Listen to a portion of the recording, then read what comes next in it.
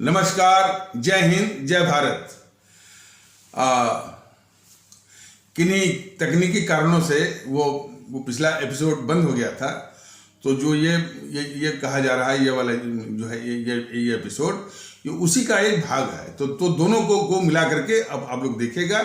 और जैसे कि इसकी नंबरिंग पड़ेगी तो उसका नंबर पड़ेगा 6 से 22 A1 और ये पड़ेगा 6 से 22 A2, लेकिन दोनों एक ही है। तो वो तकनीकी नियम व्यवधान था। तो आगे सुनिए कि हमारे और हो जाता है भाई, वो मैंने हम इंसान ही तो हैं, गलती हो गई। तो बताया जा रहा था कि हमारे इस्लाम आस्था वाले भारतीय भाई बहनों के समाज में जो ये देश विरोधी जो है जो तत्व है, ताकत है, खास करके इस्लाम नहीं, सॉरी, हमारे हिंदू सनातन आस्था वाले भारतीय भाई बहनों के समाज के जो कट्टरवादी तत्व है, वो जो मानसिकता जो फैला रहे हैं कि इस देश की समस्याओं के लिए ये मुसलमान जो जिम्मेदार है। और इसी प्रकार हमारे इस्लाम आस्था वाले भारतीय भाई बहनों के समाज के जो कट्टरवादी तत्व ये फैला रहे हैं कि इस देश की सारी समस्याओं के लिए आरएसएस और बीजेपी जिम्मेदार है। ये दोनों दृष्टिकोण ये दोनों दृष्टिकोण राष्ट्र के लिए बहुत घातक है। यानी हिंदू सनातन आस्था वाले भारतीय भाई बहनों के समाज में जो ये दृष्टिकोण फैला रहे हैं, वो मानसिकता तो खैर राष्ट्र के लिए घातक है ही, फैलाने वाले भी देश के दुश्मन हैं। उनमें जैसे ये पुष्पेंद्र कुलश्रेष्ठ जो है, ये अपने को दिखाता है कि हम हिंदू सनातन के रक्षक हैं। लोगों को उकसाता है कि वो कहता है कि वो पुष्पेंद्र कुलश्रेष्ठ कहता है कि वो लोगों को उकसाता है कि आप लोग खुद जो है वो माने कानून को अपने हाथ में लीजिए। सरकारें वो सब काम नहीं करती हैं। इनडायरेक्टली वो इंसाइट करता रहता है। और उसकी विशेषता ये है कि जब भी और ये धीरे धीरे स्पष्ट हो रहा है कि ये जवाहरलाल नेहरू और इंदिरा गांधी और राजीव गांधी वगैरह जो है इस देश के बहुत खतरनाक शत्रु हैं। और विभिन्न क्षमताओं में और विभिन्न समयों पर तो इनको बड़ी सफाई से ये बचाता है। ये जो है पुष्पेंद्र कुलश्रेष्ठ, जैसे कि पिछले किसी एपिसोड में बताया गया था कि हमारे अमर शहीद चंद्रशेखर आजाद जो आजाद पार्क जो अब तो नाम पड़ गया, आजाद पार्क पड़ गया है, लेकिन उसमें नाम था अल्फ्रेड पार्क में जो माने, हालांकि वो मारे तो नहीं गए। जब वो पुलिस से गिर गए थे तो अपनी गोली से वो अपने को मार लिए थे, क्योंकि उनका निशाना बड़ा अचूक रहता था। और पूरी जो है वो अंग्रेज भी जानते थे और अंग्रेज की पुलिस भी जानती थी। तो ये मुखबरी किया इसी गद्दार जवाहरलाल नेहरू ने। तो ये जो है पुष्पेंद्र कुलश्रेष्ठ जो है वो गद्दार जवाहरलाल नेहरू का नाम नहीं ले रहा है, कह रहा है कि कांग्रेस के एक बड़े नेता। तो बताइए, इन गद्दारों का नाम न लेकर के इनके पापों को छुपाना, इनकी रक्षा करना देश के साथ बहुत बड़ी गद्दारी है। इसीलिए तो बोला गया था कि पुष्पेंद्र कुलश्रेष्ठ जो है जैसे लोग देश के बहुत ही खतरनाक गद्दार हैं, जो कि जवाहरलाल नेहरू, मोहनदास करमचंद गांधी और इस तरह के गद्दारों की जो है बड़ी सफाई से वो रक्षा करते हैं और उनके पापों को ढकते हैं, बराबर कहा जा रहा है। और उसके चमचे बोलते हैं कि ये अच्छा बड़ी विचित्रता है। ये पुष्पेंद्र कुलश्रेष्ठ जो है का जन्म हुआ है वो अलीगढ़ में। तो अलीगढ़ में जो है वो हमारे इस्लाम आस्था वाले भारतीय भाई बहनों के मैंने इतना खिलाफ उसको जो है ये वो मैंने इसकी मोहनदास करमचंद गांधी की और जवाहरलाल नेहरू की गद्दारी उसको जो है उसको दिखी नहीं, और हमारे इस्लाम आस्था वाले भारतीय भाई बहनों के समाज के ही खिलाफ जो है वही एक मानसिकता उसने विकसित की, और वही जहर जो है इसमें वो फैला रहा है। तो उसके फैलाने से क्या है कि हमारे देश में नफरत फैलती है। नफरत मतलब देश के लिए सबसे खतरनाक बात। और जैसा कि बताया गया है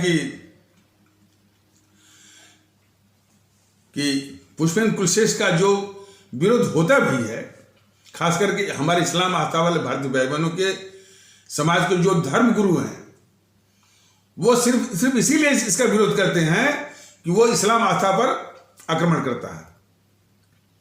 बार बार बताया गया है कि ये जो पांथिक जो है, ये जो इनकी साजिश है,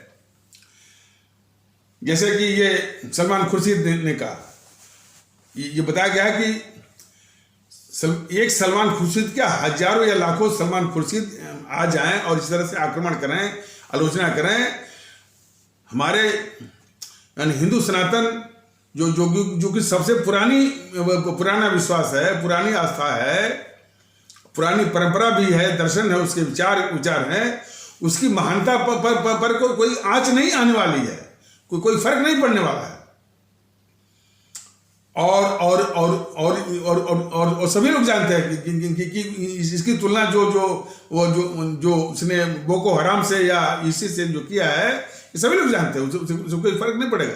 लेकिन जो उसके मन में डिजाइन है, जो मंसूबा है नफरत फैलाना, इसको देखने की आवश्यकता है।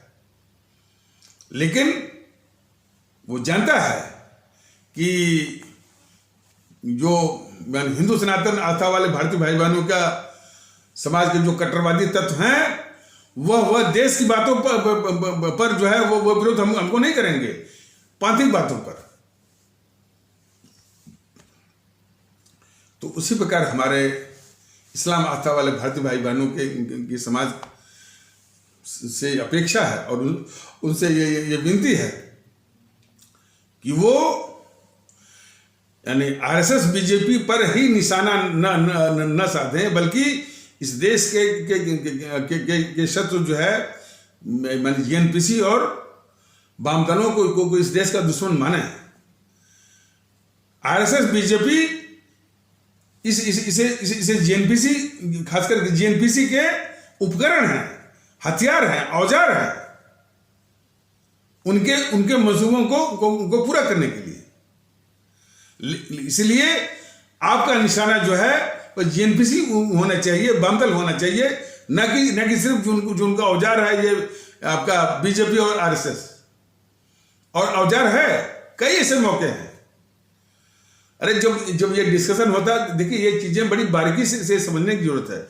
जब भी टीवी पर डिस्कशन होता है जो है, मैंने बीजेपी के लोग खास करके वो एक है ना वो राकेश सिन्हा जो पहले आरएसएस का था, अब वो बीजेपी की ओर से वो हो गया राज्यसभा का मेंबर, वो नेहरू की तारीफ कर रहा था। और कई ऐसे मौके पर देखा गया है कि वो कहता है कि नेहरू जो है हमारी शाखा में आते थे। अब बताइए कि जो संगठन, जो व्यक्ति इस गद्दार नेहरू से देशभक्ति की सर्टिफिकेट लेता हो, वो जो है वो कितना खतरनाक गद्दार है वो इस देश का। तो हमारे इस्लाम आस्था वाले भारतीय भाई बहनों से विनती है कि वो सिर्फ जो है आरएसएस बीजेपी को टारगेट करने के बजाय, ये आरएसएस बीजेपी किसके उपकरण हैं, किसके हथियार हैं, किसके लिए काम कर रहे हैं, इस जीएनपीसी गांधी नेहरू परिवार चंदा चौकड़ी के लिए। तो इसको जो है वो देश का दुश्मन समझें। हालांकि हिंदू सनातन आस्था वाले भारतीय भाई बहनों समाज के कट्टरवादी तत्व भी वो इनकी भावनाओं को उकसाते रहते हैं, बोलते रहते हैं।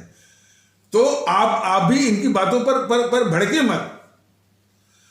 हमारे इस्लाम आस्था वाले भारतीय भाई बहनों से विशेष विनती है कि जो उकसाऊ जो हरकतें हैं इसकी, मैंने हिंदू सनातन आस्था वाले भारतीय भाई बहनों के समाज के, जैसे बजरंग दल है और हिंदू वाहिनी है और तरह के हैं, उनकी जो भड़काऊ किस्म के कृत्य हैं, इस पर जरा भी मत भड़किए। आप इस देश के सम्माननीय नागरिक हैं, नागरिक की हैसियत से व्यवहार करिए और देश के दुश्मनों को पहचानिए कि देश के दुश्मन असल जो है वो जेएनपीसी और वामदल है। आरएसएस बीजेपी उसके हथियार है। तो हथियार पर ही वो केंद्रित कर देना। हाँ, अब वो हथियार थोड़ा सा होता है ना कि वो चला चीनी वो बन जाता है, तो थोड़ा सा सत्ता, अब उसको सत्ता का खून लग गया उसको, तो बस वही पांथिक उन्माद देकर के वो सत्ता पर बैठा हुआ है। लेकिन सत्ता पर बैठ करके भी जरा देखिए इसको, ये बीजेपी सत्ता पाने के बाद भी किस तरह से इसे जेएनपीसी की रक्षा करनी है, सारी सुविधाएं देना है और सारे यानी इस जेएनपीसी के लिए गद्दारी करने के लिए सारा पूरी सुविधा, पूरा माहौल जो है उसको मुहैया करवाना है। तो इसको समझने की जरूरत है। और जिस वक्त हमारे हिंदू सनातन आस्था वाले भारतीय भाई बहनों के समाज, हमारे इस्लाम आस्था वाले भारतीय भाई बहनों के समाज यदि एक साथ समझना शुरू कर दें कि हमारे देश का जो दुश्मन है और सारी समस्याओं की जड़ जो है जेएनपीसी और वामदल है, उसी वक्त से इस देश का कल्याण जो है वो शुरू हो जाएगा। और इस दृष्टिकोण को और इसी दृष्टिकोण को जो है आगे बढ़ाना है। हमारे पूरे हिंदू सनातन आस्था वाले भारतीय भाई बहनों के समाज, देखिए वैसे तो जैसे जैसे घटनाएं आती जाएंगी, वो घटनाओं का वर्णन भी हम वो बताते जाएंगे, वो इशारा करती जाएंगी जो कि हम बता रहे हैं कि इस देश के शत्रु जेएनपीसी और वामदल हैं और उसके इर्द गिर्द से मतलब कि समाजवादी वाले, बहुजन समाज वाले, आरजेडी वाले, टीएमसी वाले। लेकिन ये तो इसकी शाखाएं हैं, लेकिन जो जड़ है, जो पेड़ है, वो जेएनपीसी इस देश के सबसे बड़े शत्रु है, गद्दार है। उसी तरह वामदल है, न कि देश के मुसलमान। ये दृष्टिकोण जो है हमारे हिंदू सनातन आस्था वाले भारतीय भाई बहनों के समाज में यह आना बहुत आवश्यक है।